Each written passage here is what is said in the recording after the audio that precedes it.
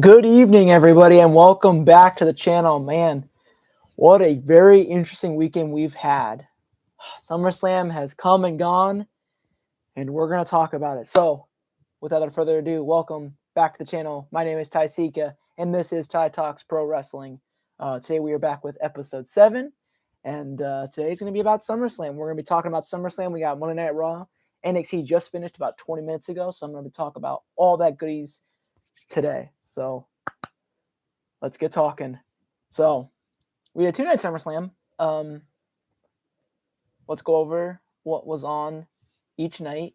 On Saturday, we had Brock, Oba, Hell in a Cell. We had CM Punk, Cody Rhodes for the WWE Championship. We had Io Sky versus Liv Morgan for the women's tag team, the women's World Championship. We had Gunther versus Nick Aldis in his debut match, and we also had 2 6 tag team matches. We had Fatal Influence versus Paige and the Bellas. So Nikki Bella's first match back, I think.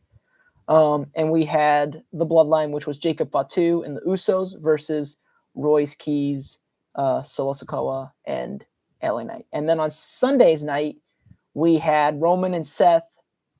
We had the interim women's championship ladder match. We had Penta Chad for the IC title. We had Trick and Corbin for the United States Championship. And what else do we have? Man, I'm drawing a blank, honestly. Can't believe I'm drawing a blank. And we had, drawn a blank already.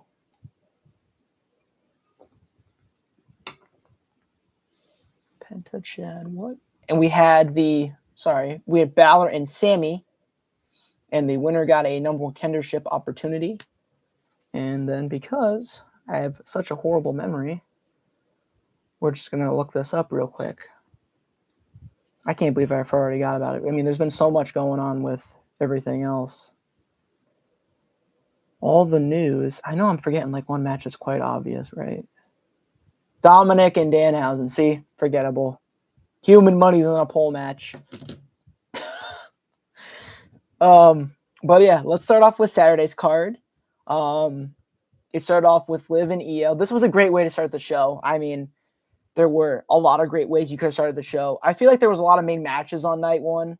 I thought night 1 was going to be night 2 because you had just a lot of huge matches. I thought Brock and Oba could have main evented. I thought Punk and Cody could have main evented.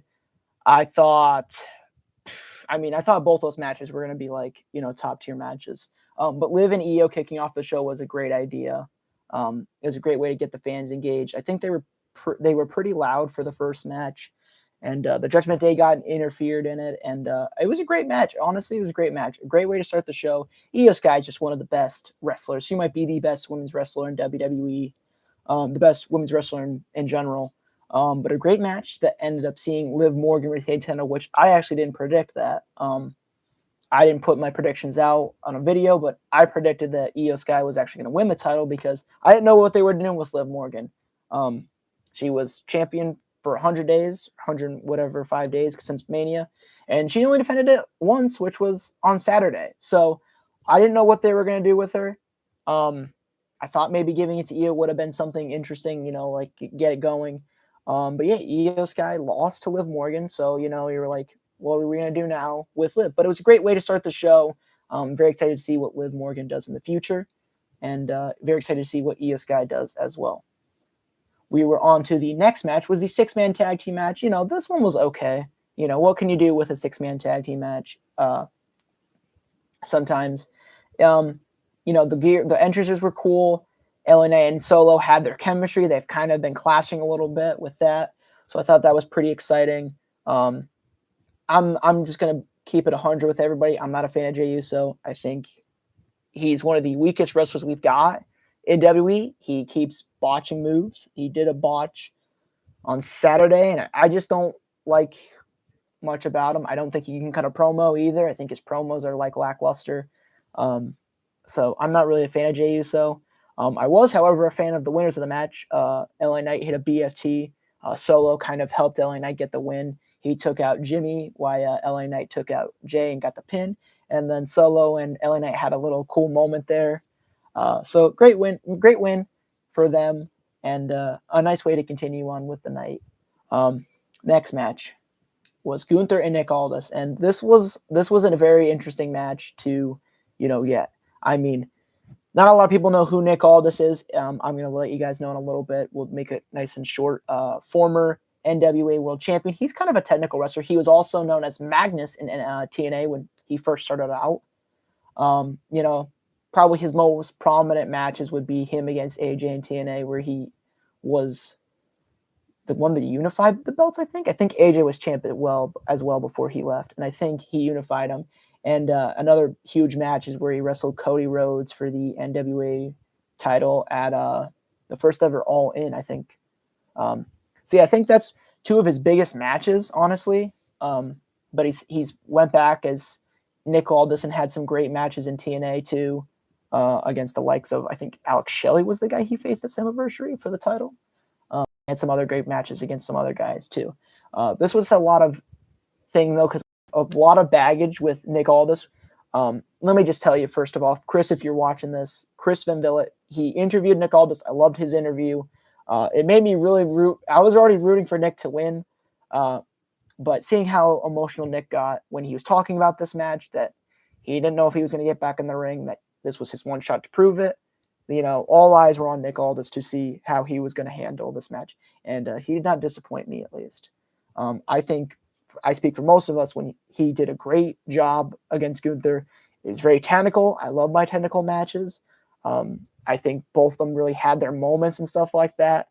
Gunther was just a mega troll. He was being the villain, like kind of getting outside the ring, kind of building that tension as the match went on. But Nick Aldis looked great. He didn't disappoint me. Unfortunately, he didn't win the match. Gunther, unfortunately, did get the win. He choked him out with his little headlock there, and Nick Aldis unfortunately tapped. But, what a great moment at SummerSlam for his family to be there, Mickie James and his son. And the crowd really did enjoy the match, and I as well enjoyed it. On to the next match, we had the Bella Twins and Paige versus Phantom Influence. This was definitely the weakest match of the night. It just felt really fast and really quick. I remember watching the match and just being like, oh yeah, it's getting started. And then by the end of it, it's done already. But, that's kind of it about the match. Nothing really spectacular happened, unless at the end is where JC Jane hit the rolling encore on Paige, and the Fatal Influence group would manage to get the win. And then the Bellas turned on Paige. Unfortunately, Brie Bella suffered a huge injury during the match. I think something happened with her shoulder, where she's going to be out for a while. And that stinks because, the Bellas haven't really had a chance to wrestle the tag team since coming back. That's unfortunate. Brie came back at the Rumble. Nikki came back at the Rumble. They really didn't do much with them at that point. And then they were supposed to tag at Mania, win the tag titles. Obviously, they didn't. Paige came back. And then Nikki was out for a while, and now Brie's going to be out, which is just going to hinder that a little bit more. I really wanted Paige in this interim women's title match. I thought she was part of SmackDown. I really wanted to see her in it, but we're going to see what happens going forward. I think they'll do a Nikki Bella versus Paige match. But I do hope the end result for this rivalry is going to be the Bellas versus Paige and AJ Lee. And I think that should happen at Riyadh for WrestleMania 44 or 43. Might be 43. But I think it happened for the women's tag team titles. Next match. This was Cody and Punk for the WWE title. The Street Fighter entrance with Cody was really cool. I am a huge video game guy. I love playing video games. Fighting games are more my brother's style. He always beats me at them. He's good at them. I'm not. I'm more of a story guy. Sorry. I love the entrances for both Punk and Cody. But man, was just not. It was sloppy. It wasn't that good. To me, it was just super sloppy. Punk tried to do a moonsault and he botched it. Cody tried to do Cody Cutter, and he was trying to do it on Punk, and he moved, and he was supposed to hit Charles Robinson, but you could clearly see it hit him. This match was just sloppy, and it was slow, and I just didn't like it. I mean, there was some people that said it was really good. I like it. I thought it was really slow. I didn't think the crowd was into it at all. This was definitely not what I expected from these two. Um, this was crazy because I was like, oh man, this match might be really good, and unfortunately, just did not live up to the hype. The only good thing was the ending of it because when Charles got taken out, and Cody was getting ready to do the crossroads, Randy Orton came back and RKO out of nowhere, Cody Rhodes. So Randy Orton is back, and then CM Punk came in to do the GTS, and Punk retained the title. But this match wasn't that good. Honestly, if I'm saying this, these guys have a rematch at WrestleMania for the title. I don't want to see it. Just no more Punk and Cody for now, because this match did not live up to what they were booked as. Like, it had a little bit of heat going into it. They were having a good promo, and they fought the night before, so they were getting into it, but this match did not live up to the hype. I'm sorry. It just was not good. But for the good part is the next match was great. The match was great. The main event was great. It was Brock and Oba 3, Hell in a Cell, and this was a very perfect way to end the night. Very short Hell in a Cell match. It might be one of the quicker ones in history. I think this one was quick, and I think Undertaker and Punk was kind of quick too. But this was definitely a quick match, but it did so much. You had Oba look like a beast, taking suplex after suplex. You had Brock go through a table. You had him get back up. You had Oba kick out a couple of times. You had the mat exposed, so that was like a nod to Taker's match with Brock. And speaking of Undertaker, Brock Lesnar did a tombstone piledriver on the wooden the ring, and hit Oba with the tombstone piledriver. Great spot and a great nod to Taker. Another match who's just lives up for hell. And conveniently also was Brock and Taker 3 in their new rivalry. So I think that was really cool. But you had Oba Femi win the match at the end, and it was a perfect way to send off Brock Lesnar's career. And he actually did say on Pat McAfee's show today that he is officially retired. But he put Oba over as the show ended. He said, "This is the past. This guy's your future, and you're strapping a rocket to Oba Femi." And it is a great, great, great thing that Triple H did for Oba tonight, and Brock as well. Putting Oba tonight, they have really done great things by Oba Femi. So I just hope that it can continue for Oba as we kind of say are the halfway point through the year, because I always say that SummerSlam is kind of a halfway point to WrestleMania. That's how I see it, kind of, even when I used to do figure stuff, and I'd always see SummerSlam as a halfway point to Mania. So I hope Oba really just gains those big wins heading into Mania, maybe even potential wins the Royal Rumble to face a world champion down the line. The post show, Nick got reinstated as the SmackDown GM. That was cool. Punk called out Oba Femi, which Punk, not even trying to say your match with Cody wasn't good, so I wouldn't be saying stuff about that and going right over to Oba Femi. But let Punk do what he wants. So yeah, Saturday night was a little bit, I thought there were some duds there. There was definitely some duds. But let me say, night 2 was not that much of a dud. Night 2 was definitely a lot better than night 1, I think. And I was actually surprised because night 2 didn't have many matches that jumped out at me as much as night 1 did, but night 2 actually made me really happy. We kicked off the show with Sami Zayn versus Finn Balor, and then Nick Aldis came on the stage and said, "You know what? We're going to add some people to this match. We're going to add somebody to this match." And he added Gunther, so that was going to be a triple threat match. And he goes, "Oh, no. I'm not adding just one person. I'm adding someone else." And then Kevin Owens' theme hits, and I did not expect Kevin to be there, so that was cool. It panned the crowd, and some people were actually crying. It was quite an emotional moment for Kevin Owens. A great way to start off the show, though, with surprises and just 4 guys who were just so good. So good.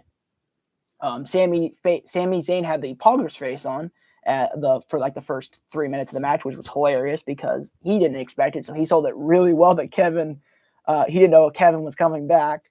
And in the end, a stunner from Kevin Owens to Sami Zayn. Kevin Owens is your number 1 contender and will now face CM Punk down the line.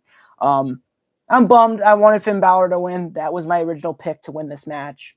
I feel like he would have gotten it if they didn't add in Gunther and Owens. But man, Kevin Owens looked so good. It's so cool to have him back in the ring, especially after we thought that Kevin was done. I legitimately thought he was done. I didn't know how bad his surgery was. All I know is that neck is so hard. You've had guys like Stone Cold, Tyson Kidd. You've had Edge. You just had those guys with those neck injuries, and they're just like, what can we do? Even Big E, another one. Those neck surgeries are just hard to come back from. So to see Kevin come back was awesome. Really, really awesome, and a great way to start off the show. Next match. Trick and Corbin. This was Baron Corbin's first match back, and fighting for the title too. This match was okay. It was a great way for Corbin to come back to. Let me tell you that. Corbin looked great. Corbin looked really good. Better than all he's done in prior years with WWE. He looked really good. He looked really, really good. And a great little match. Yachty had a nice table spot too, Little Yachty, even though like some people will be saying, well, why are you saying Yachty had a good table spot? I think him actually not falling to the table made it look even better. But then Corbin hit Trick with the title, end of days, still protecting that finish, by the way. And Baron Corbin became your new United States champion, which was a lot of things that people did not expect. I did predict Trick to win, but it's okay. It's okay. Baron Corbin, new United States champion. It's very cool to see Corbin getting a title. Especially that he just came back. And there's a lot of people going, well, what are they doing with Trick Williams? Why did Trick lose to Corbin? I wouldn't be too worried for Trick Williams. I think Trick Williams is going to get propelled into a world title match, potentially down the line. I don't know how close, but he could get it. He's going to get it eventually. I think he's just too damn good not to be. He's too damn charismatic. He's got all the things you would need to be a world champ, I feel like. And he's a great candidate for Money in the Bank, which is in 2 months. Very excited for Money in the Bank. It's been so long this year for Money in the Bank. That's one show I always look forward to is Money in the Bank. Like that show is always something I'm always looking forward to. And it's been so long. It just felt like they're just keep dragging out until Money in the Bank happens. I know they've been trying to do like the right arena and stuff, but like, man, it's taken so long. I just want to see the Money in the Bank. But Trick is definitely a top guy to win that match. I think he has a great shot at winning it. There'll be more guys too we talk about later on. But a great way to keep continuing the show. It wasn't a dud. I would not say it was a dud. I would say it was a great way to continue the show. Next match, we had the interim women's title. Now, I don't remember if this match went on after. Yeah, I think it did, actually. I think it went on after, because I think Danhausen and Dominic were next. But a great ladder match. All 5 women did so good in this match. Last Legend looked like a megastar. Charlotte coming out with that gear inspired by Scarlett, who was the little girl that Charlotte has been super friendly with before she unfortunately passed away. It was a really sweet nod to her. She came out with pink hair too, like that was like an Alexa Bliss tribute. Jade Cargill came out looking like Prince, which was great gear. Everybody got their moment to shine. Tiffany had her moment to shine. I did pick Chelsea Green to win because I love Chelsea Green. I think she was a great pick to win this match. I think that would have really done wonders for her. But this was all around a great match. There was a great spot with Lass and Tiffany. Tiffany going off the ladder was great. But the fans were clearly behind Chelsea Green. And there was a couple spots with people getting pushed off ladders. And Chelsea was like in between the ladder. She wasn't in between the ladder, but her legs were stuck in there and her head was like hanging over it almost at the bottom. And Michin and BFAD came in there and kind of wrestled in there a little bit. But Chelsea Green inevitably climbed the ladder to win the interim women's championship. And I popped hard for this moment because I did not think this was going to happen. We can proudly thank Michael Hayes, because that's what Chelsea said on the post show. Thank Michael Hayes. But man, Chelsea Green really deserved this win here tonight, and I think that's great that she is a women's champion. I think that was a perfect winner for this match. I think it was a great ladder match. Do I think there could have been more? Of course, there's always could be more. I felt like it was a little bit fast, but the right winner was chosen, and Jade and Charlotte are going to continue their rivalry. I'd even say, excuse me, I'd say that Tiffany and Lash even could have a United States Championship match down the line too. But I do feel like Blake Monroe and Tiffany are going to be first. But Lash even proved herself tonight. I think Lash Legend is a star that people are seeing has potential to be a great champion someday. And I really think she showed it in this matchup. I really was impressed by her, really. Next match. Now, this one's going to get a lot of heat. I don't think this match was a dud. I don't think Dominic and Danhausen was a dud. I think Cody Rhodes and CM Punk was worse than Danhausen and Dominic because they didn't botch anything. I think the human money's concept on a pole, like the human money's on a pole, that concept is dumb. That reminds me of like Vince Russo booking. That was dumb. I agree. That was dumb. I don't think it was that bad though. Like, people are saying it was bad. Like, I think on Cage Match, it has the worst WWE Cage Match rating. But what did you expect from the match? You didn't expect Minniehausens to come out? You didn't expect JD to get in there? You didn't expect Joe Hendry to walk out? Because I called that. I was like, Joe Hendry's going to walk out. My thing from this match is I think they should have done a tag team match. I think you should have done Danhausen and Joe Hendry versus Dominic and JD. No human money's on the line, just a normal tag team match. And that would have been fine. I think that would have done better than this. I don't think the match was a dud. I don't think it's as bad as everybody said. I honestly would rather watch this match than Punk and Rhodes. I'm sorry. I'm putting that out there. Please don't hurt me. I'm just saying my personal opinion. I'd rather watch two people that go on and put a match that was lackluster than watch a match that I really had a lot of faith in absolutely be trash and then them missing spots and it just not being good and slow. I don't care if it was an 80s match. I don't care what it was. I didn't like Cody and CM Punk. I thought Danhausen and Dominic did better because their match was quick and to the point. And it wasn't good. It was supposed to be a meme, but that's what you expected when you put human monies on a poll. Like, I don't get why people are saying that this match was a dud. It really wasn't a dud. Is Danhausen being shoved down our throats? Yes, he is. But let me just say this. WWE stands for World Wrestling Entertainment. The E stands for entertainment, everybody. And what does Danhausen do more than anything? He's entertaining. He's funny. He's hilarious. And he's a big merch seller. That is entertaining. And apparently, human money's on a pole is entertaining. That's what people got to say at the end of the day. If you call it a dud, I get it. I'm not going to slam anybody for their opinions. I just don't want to be slammed for saying it's not a dud. Danhausen is meant to be entertaining. Thus, the match was kind of entertaining. It wasn't a dud. But Danhausen ended up and winning the matchup, by the way, as well. There was a spot with Dominic where, like, he goes, "You are cursed." And, flares come out of, or whatever, comes out of the ring rope, and Dominic falls, and Danhausen grabs it. It wasn't a dud. It wasn't good. It wasn't good, but it wasn't trash.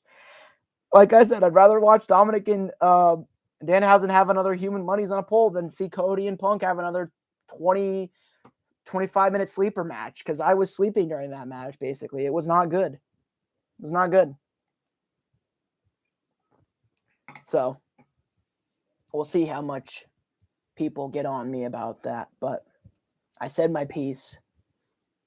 I agree that Danhausen needs to be toned down. No more Minniehausens.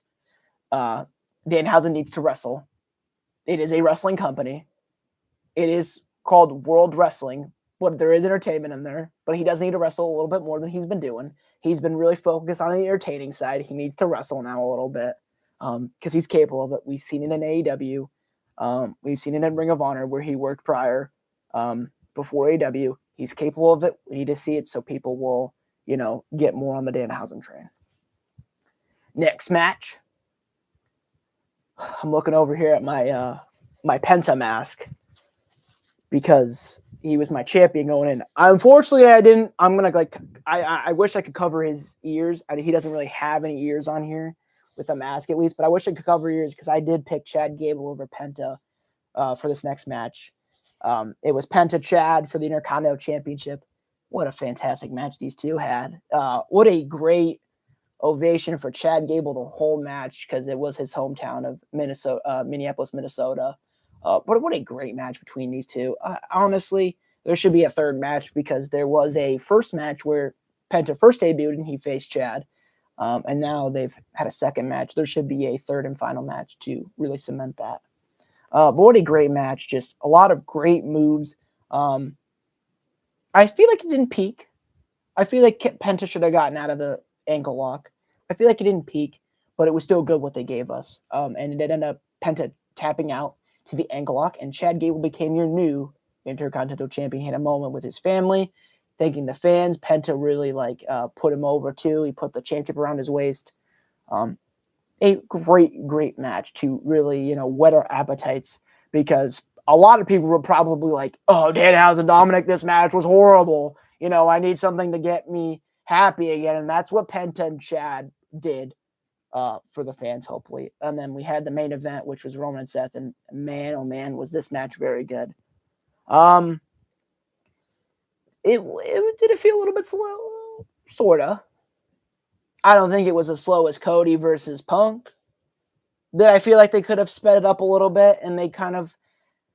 I agree with this thing that I was watching somebody talk about it. The WWE can't find a medium. It's either got to be bang, bang, bang, it's fast as heck, or it's got to be dirt slow with like Punk and Cody was. And I feel like Punk and Cody was dirt slow. There's not really a medium. And I feel like Roman and Seth were really kind of slow to start, but they picked up really quick and they did a lot of great moves. Roman took a great move where, he went to spear Seth and he hit the turnbuckle really hard. That was cool. Seth hit a spear. Roman did a curve stomp. Both of them went through the announcer tables. It was a great way to finally have this anticipated match between Roman Reigns and Seth Rollins for the title. And they got the main event. Seth Rollins came out in his own gear, but he had like a shield mask on and like a shield vest, but it was painted white.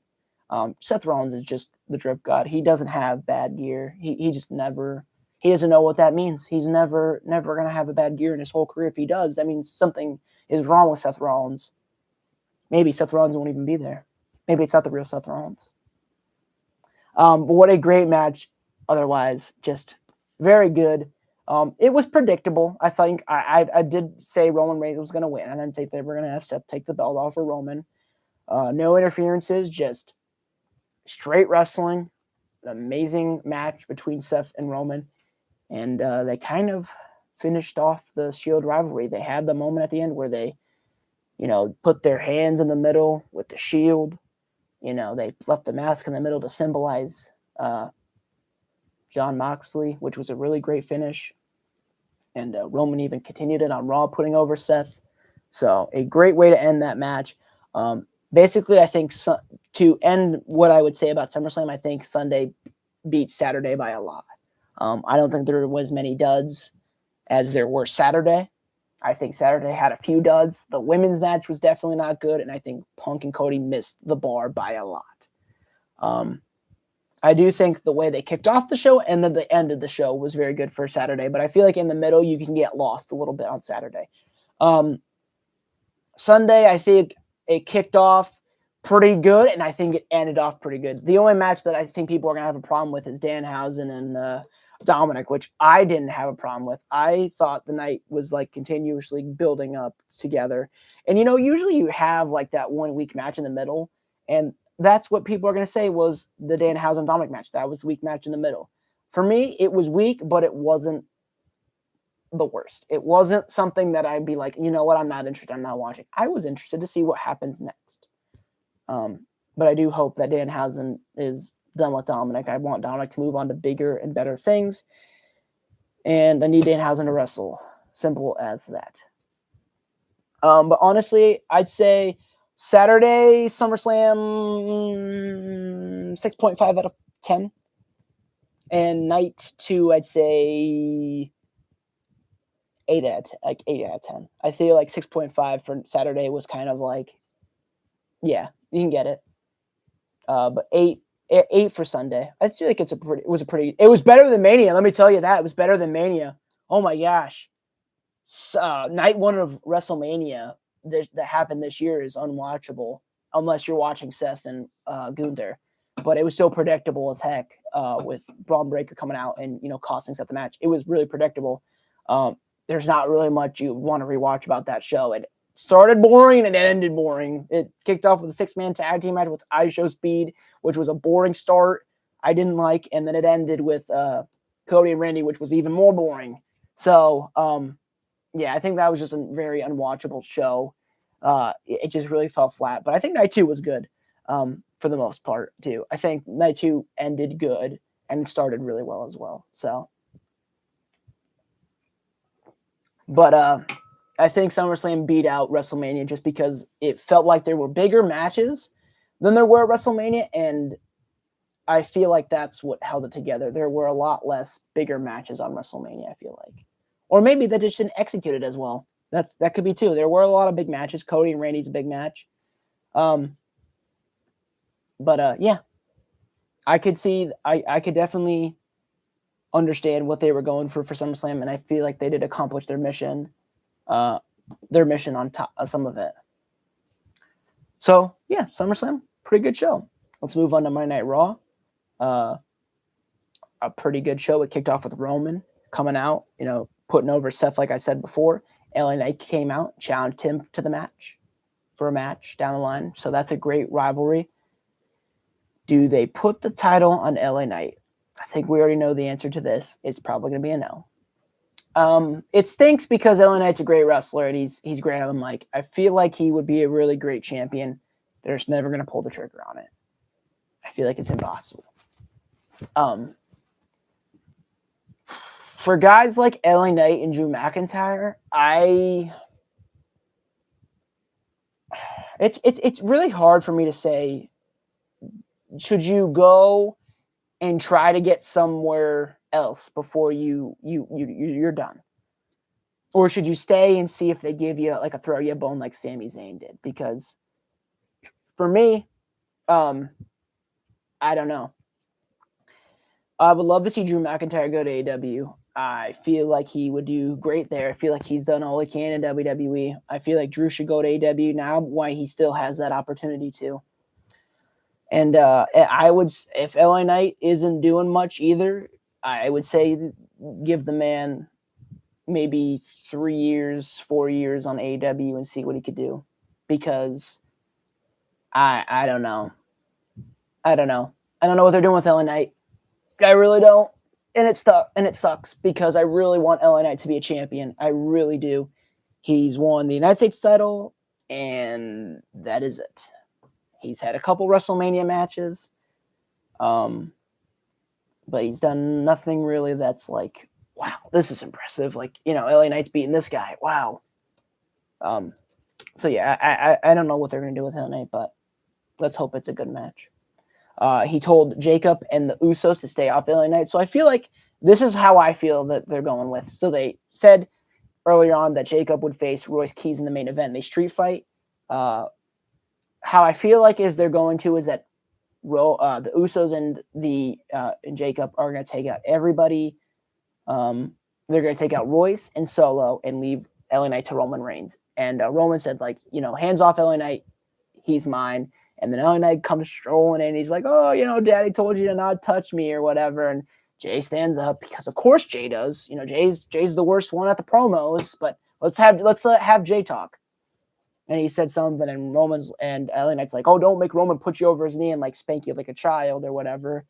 And then he like does this, and Jay backs up, which I thought was hilarious because, as I don't like Jey Uso, I feel like that is actually how Jey Uso is in real life. But, that's enough said about that. pretty funny promo by LA Knight. So I'm happy that it was kind of quick. And then we didn't see the Usos for the rest of the show, which was great. So we moved on. We had Liv Morgan at Judgment Day, kind of nice promo, saying that she's going to be defending the titles again. Becky Lynch came back and challenged her. Kind of nice little funny promo on her. And then Stephanie Vaquer came back too, which is like, whoa. So yeah, Liv Morgan not defending her titles for 100 days actually is going to benefit now because she had a great match against Io, and now you got Becky and Stephanie both lining up afterwards. So I think Liv Morgan's title reign is going to pick up now, and that's a great thing. That's a great thing. Javon Evans beat Ethan Page in a good match, and then we saw the return of Big Cass. He looks great. He cut a promo backstage. He cut a great promo for first time being back. He used his real voice, not a weird voice or whatever. But he cut a great promo and whatnot. So I'm excited to see where Big Cass goes. We had Roxanne versus Sol Roca, and that match ended in a no contest because of the Judgment Day getting involved. We had Chad come out too. Penta came out to congratulate him. Then Dominic and JD came out. That led to a tag team match where Chad and Penta won. Great match there. I'm excited to see what happens with Chad Gable. I thought he was going to do an open challenge. I'm kind of bummed he didn't, but we'll see that down the line. We had Oba cut a promo saying, here's what the future is going to be for that. Braun Breaker beat Joe Hendry in a quick match, but Braun Breaker and Oba Femi is a match I'm very much looking forward to. Brock Lesnar and Oba Femi is a great match that I'm looking forward to, and sign me up. They are starting to finally do something with Braun Breaker because he's kind of been off this downward spiral. He hasn't really been on TV much. He missed out on SummerSlam, which kind of pissed a lot of people off.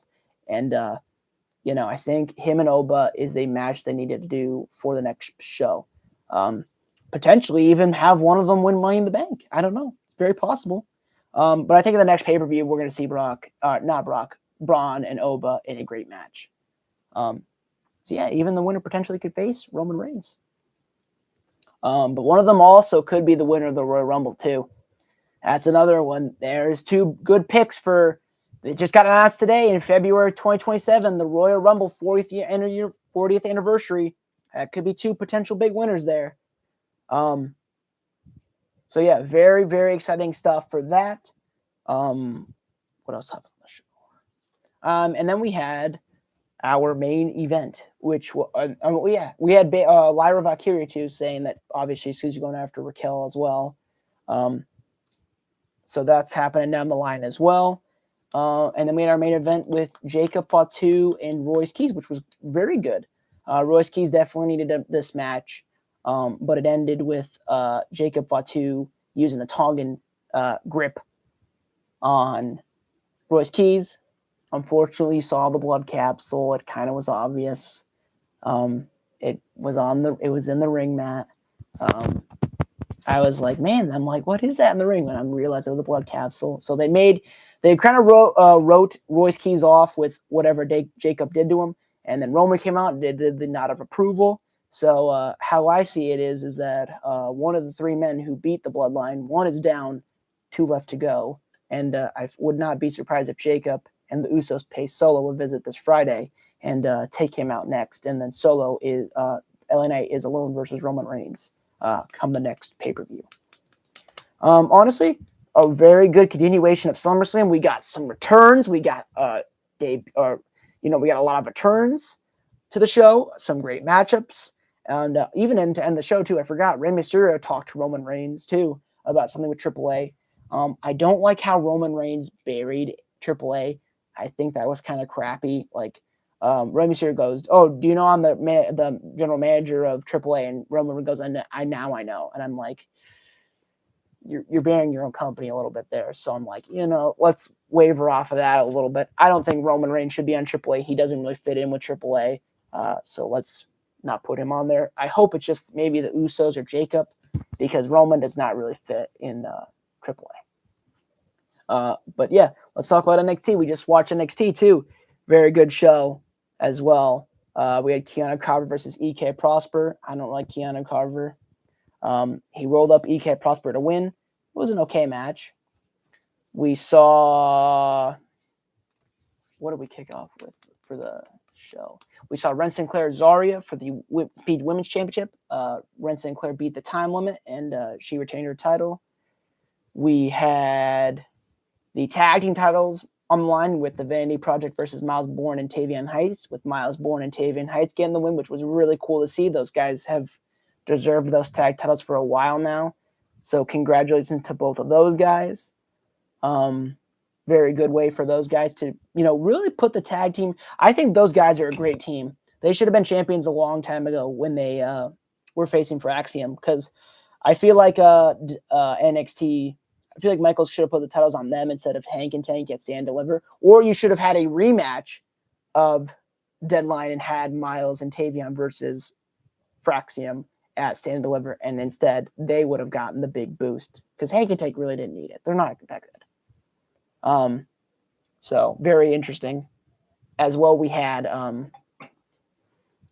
Jada Parker and Thea Hale versus Natty's gang, which was Nikita Lyons and Carmen Petrovich, which Nikita is the women's Evo champion, and Jada and Thea Hale got the win there. So I think we'll see a little bit there. I think Thea Hale's going to join Natalya, which is great because Thea Hale really needs something more to her character. I think she needs a little bit something more with that. So I think that'll be really good for Thea Hale if that's what eventually happens. Not really too fond of Jada Parker. I don't know why, but I'm not really just fond of her yet. Maybe we'll get there, but I don't know. We know a lot for next week. 2 on NXT. We got Cruz Montana versus Grayson Waller for a number 1 contendership against Tony D'Angelo. They had a nice little promo there. So I wish they were doing a triple threat instead, but we'll see if Tony causes a interference and then it leads to a triple threat. We have Shawn Spears and Lizzie Rain versus The Calling, which is Nico Vance and Izzy Dame. We also have Zarya versus Ren Sinclair for the Women's North American Championship because Ren Sinclair did defend her title. Now it's Zarya's turn.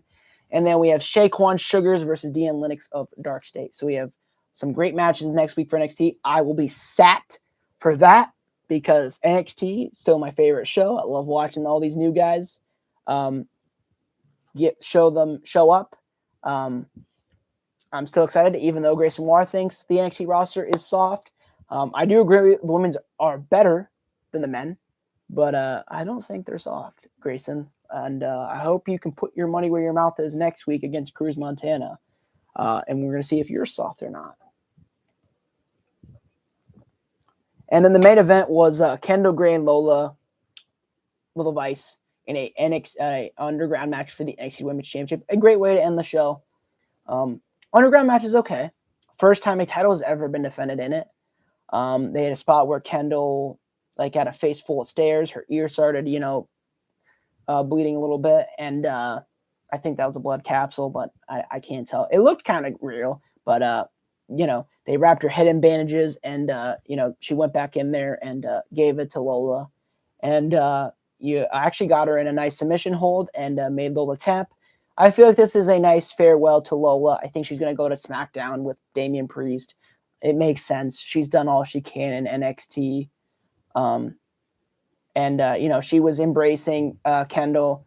I think she was I was hoping she was saying, continue to take the women's division to the great heights because, like Grayson said, the women are walking circles around the men, and that is still true. It's just what's going on.